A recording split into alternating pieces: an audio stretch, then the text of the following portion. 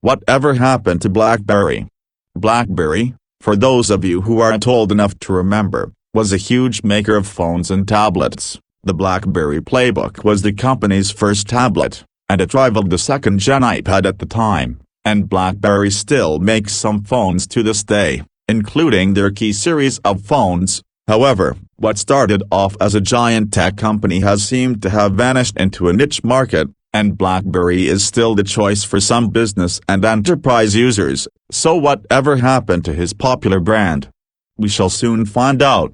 Blackberry was around well before the iPhone, and in 2006, BlackBerry and Microsoft were the dominant players in the mobile phone industry. BlackBerry, however, was more targeted at enterprise users, whereas Windows Mobile at the time, which would later become Windows Phone, was designed for both consumers and business users. However, after the launch of the iPhone in June 2007, and the release of Android in September 2008, BlackBerry and Microsoft were at a significant disadvantage, because now, Apple had revolutionized the way we use our phones, turning the big old chunky Nokias and Blackberries of the day into something a bit more modern, and the open-source nature of Android allows for many device vendors to team up with Google and install the platform on their own devices, give or take some bloatware and proprietary interfaces that some manufacturers like to shove onto their devices.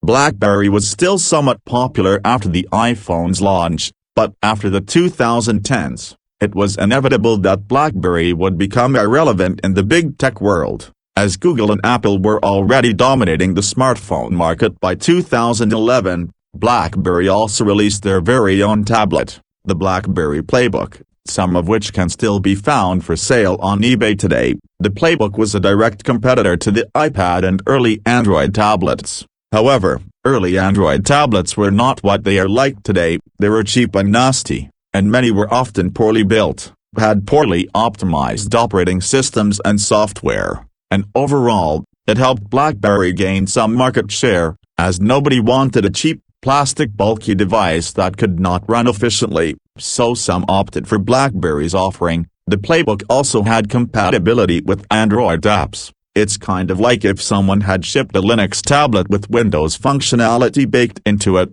That's kind of what BlackBerry was trying to do, in an attempt to gain some market share and momentum. But BlackBerry was losing out to other major players. Samsung had just released the Galaxy Tablet series, which was actually the first and only Android tablets to not be of cheap and nasty quality, and many people went chasing the iPad like it was going out of fashion. So even in the evolving market of tablets and bigger screen devices, BlackBerry's days were numbered, and the company was on thin ice.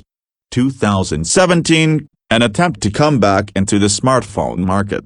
In 2016 and 2017, BlackBerry released its first ever Android smartphone, which ironically retains the physical keyboard that the early BlackBerry phones had. However, it also featured a touchscreen, something which many early BlackBerry phones did not have. I tell you what, if BlackBerry had invented a revolutionary product before Apple's iPhone hit the scene in 2007, it could have helped BlackBerry become a major player in the smartphone market today. However, like Microsoft, BlackBerry was not quick enough to react, and they continued to make phones with physical keyboards, which seemed more and more dated as time went by. BlackBerry never made another tablet after the Playbook, because the Playbook was a failure. Nobody wanted it. Everyone was racing to the Apple Store, not the BlackBerry Store, and eventually, BlackBerry stopped supporting the tablet's OS, which ran BlackBerry's proprietary OS, BlackBerry OS, with no other BlackBerry tablets ever to be seen in production, which is sad, because as much as BlackBerry was known for their phones, they were one of the early adopters in the tablet market as well. It's so sad that they only ever made one device and that it was so hated. If BlackBerry had gone in a different direction, it could have stopped other players like Apple and Google from taking over. But history is what it is. We cannot go back in time, or cut the space-time continuum. Instead, we must accept things for what they are. And if you're keen on having a BlackBerry, especially the Playbook, there is still a whole market with older BlackBerry devices for sale. So if you're a retro head like me and you want to collect older phones and tablets, perhaps a couple Blackberries would be a good choice. I was actually thinking about buying a Blackberry playbook just to see how usable those things are. There are a few playbooks for sale online. I will make a video on the playbook if I end up getting it, which I probably will. Fingers crossed I can get my hands on a Blackberry playbook.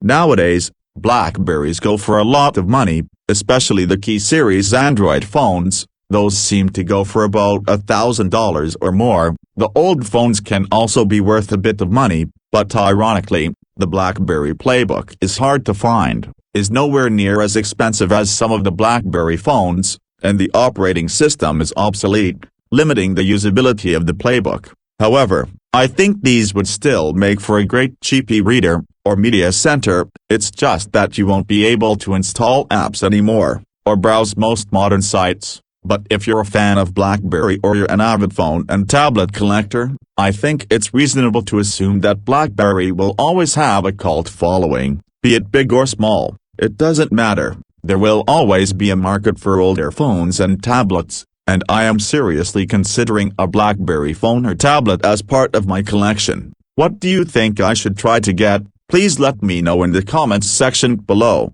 Did you ever own a Blackberry device? If so, what one did you have, and did you like it more than the competition?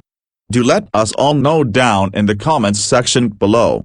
Please remember to like, share, comment, and subscribe. See you next video. Bye for now.